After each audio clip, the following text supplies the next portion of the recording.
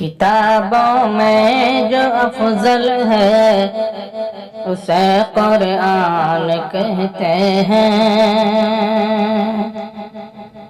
کتابوں میں جو افضل ہے اسے قرآن کہتے ہیں۔ کتابوں میں جو افضل ہے اسے قرآن کہتے ہیں۔ اتارا ہے اسے جس نے اسے رحمان کہتے ہیں۔ اتارا ہے اسے جس نے اسے رحمان کہتے ہیں۔ کتابوں میں جو افضل ہے اسے قرآن کہتے ہیں۔ سجا لے اپنے سینے میں 30 پارے کو،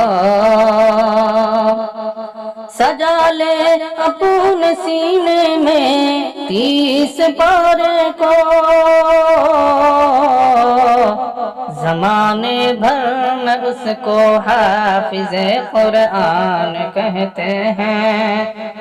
زمانے بھر میں اس کو حافظ قرآن کہتے ہیں۔ کتابوں میں جو افضل ہے اسے قرآن کہتے ہیں۔